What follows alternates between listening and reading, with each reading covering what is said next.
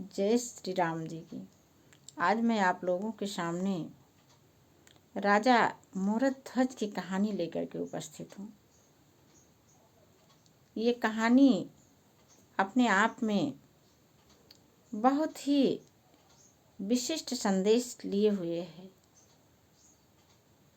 इस कहानी को सुनने के बाद हम लोगों को लगेगा कि हमारे लिए धर्म की रक्षा कितनी आवश्यक हो जाती है।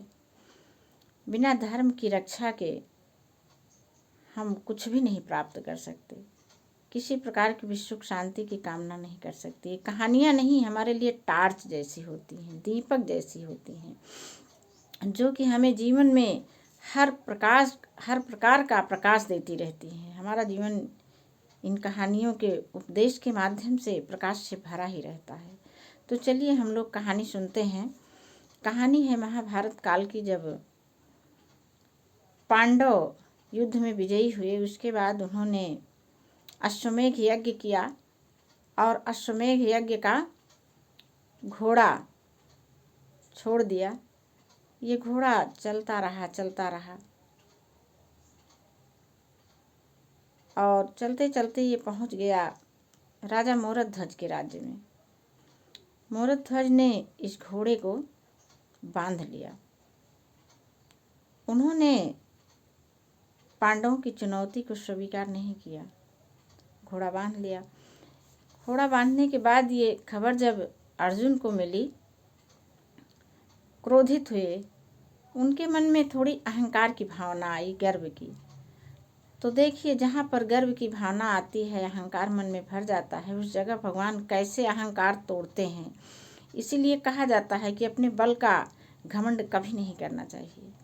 तो क्या हुआ कि अर्जुन जब अपना रथ सजाने लगे युद्ध के लिए, सारी सेना एकत्रित करने लगे, तो भगवान कृष्ण आए और कहा कि कहाँ निकल रहे हैं आप।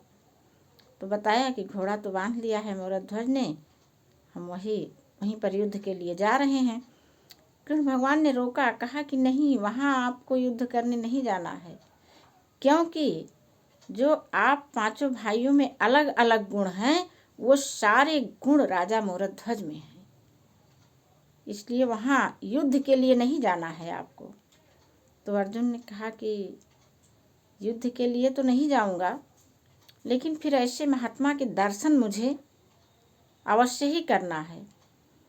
तो कृष्ण जी ने कहा, ऐसे नहीं आपकी समझ में आएगा, चलिए मैं जैसा कहूँ वैसा आप करिए।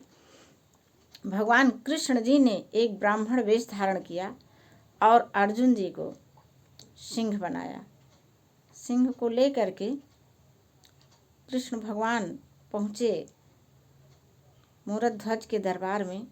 वहाँ पहुँच करके बताया, राजा को पता चला कि दरवाजे पर कोई ब्राह्मण आए हैं, सन्यासी आए हैं। तो उन्होंने तुरंत सिंहासन अपना छोड़ करके इनके पास आए और प्रणाम किया, सादर ले गए राजसभा में। तो इन्होंने कहा कि देखिए, मैं जो है दूर से आ रहा हूँ, रास्ते में मैं तो कंदमूल फल जो कुछ भी मिलता था मैं खा लेता था, मेरा सिंह भूखा है। तो राजा ने कहा, कोई बात नहीं है, मैं आपके सिंह के लिए भोजन की व्यवस्था करता हूँ। तो इन्होंने कहा कि नहीं, ये सिंह तो कोई भोजन नहीं करेगा, इसको तो सिर्फ मांस चाहिए, वह भी मानव मांस। तो राजा ने कहा कि अच्छी बात है, हम मानव मांस देंगे। तो भाई राजा थे, धर्माचारी राजा थे, उन्होंने कहा और किसको मैं दे सकता हूँ, मैं ही इसका भोजन अब बनूंगा। तो वे तुरंत इसके लिए तैयार हो गए। और फिर जो है ब्राह्मण वेशधारी कृष्ण ने कहा, नहीं, यह है आपका मांस, इसको नहीं चाहिए, आपके पुत्र का मांस मेरा सिंह करेगा। देखिए तो कैसी परीक्षा लेते हैं भगवान भक्त की। अब यहाँ पर हम लोगों को यह ध्यान देना चाहिए कि हम हमेशा भगवान के सीसीटीवी कैमरे में रहते हैं। भगवान हमारी परीक्षा अब भी लेते रहते हैं, हमें भी धैर्य धारण करके रखना चाहिए। जैसे देखिए मोरध्वज ने धैर्य धारण किया, उन्होंने ईश्वर पर विश्वास करके कहा, कोई बात नहीं, आपको मेरे बेटे का मांस मिल जाएगा खाने के लिए। और फिर ये सब बातें चल ही रही थी कि उनका बेटा भी उधर से आ गया और उसने कहा कि पिताजी, आपको किसी प्रकार से असमंजस में पड़ने की ज़रूरत नहीं है, मैं उपस्थित हूँ और आप जो है बुलाइए शेर को, मुझे खाए। फिर और देखिए अभी कितनी कठिन परीक्षा लेते हैं। कृष्ण भगवान ने कहा, ऐसे नहीं खाएगा मेरा शेर। जब आप अपने बेटे के सिर पर आरा रख करके राजा और रानी काटेंगे तभी जो है वो खाएगा सिंह, और वो भी आधे ही भाग को खाएगा, दाहिने ही भाग को खाएगा। अब यहाँ पर चूंकि जो राजा लोग होते थे पहले के समय के, वो तपस्वी होते थे, बहुत विद्वान होते थे, उनको ईश्वर पर भरोसा होता था। उन्होंने कहा सब हमको तय है, लेकिन मेरे दरवाजे से कोई निराश नहीं जाएगा, जो भी मांगता है उसे सब कुछ मिलता है। और फिर तय हुआ, आरा लाया गया, राजा और रानी ने अपने पुत्र को काटना शुरू किया। तो पुत्र के काटते समय उसके बाईं आंख से आंसू गिरा। अब फिर इधर देखिए, ब्राह्मण देव नाराज होने लगे, कहे कि यह तो रो रहा है, इसकी आंखों से तो आंसू गिर रहे, नहीं मेरा शेर नहीं खाएगा। तो बताया उसने कि ये रो इसलिए रहा है कि बायां अंग इसलिए रो रहा है कि हमें भी शेर खाता तो कितना अच्छा होता, मेरे किस कैसा दुर्भाग्य है कि मुझे जो शेर भी नहीं खा रहा है।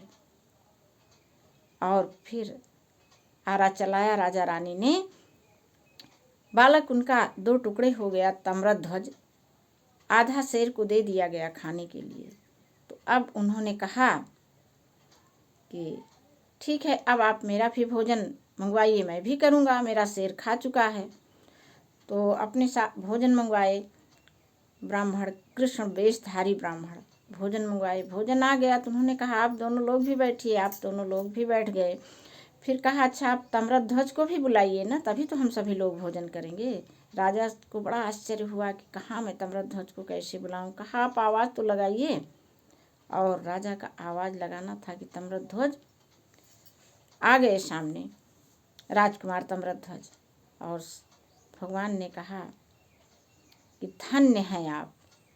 और ऐसा देख करके सब अर्जुन और कृष्ण भगवान दोनों अपने अपने मूल रूप में आए और कहा कि यह तो बस मैं आपकी परीक्षा ले रहा था, आप धन्य है राजन, आपके बराबर धर्मात्मा इस धरती पर कोई नहीं है, दानी कोई नहीं है। आपने अपने पुत्र को भी अपने हाथों से काट करके दे दिया शेर खाने के लिए।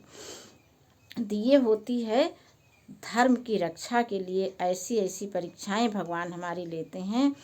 हम सबको भी भगवान पर विश्वास करके अपने धर्म की रक्षा करते रहना चाहिए। जय श्री राम जी की।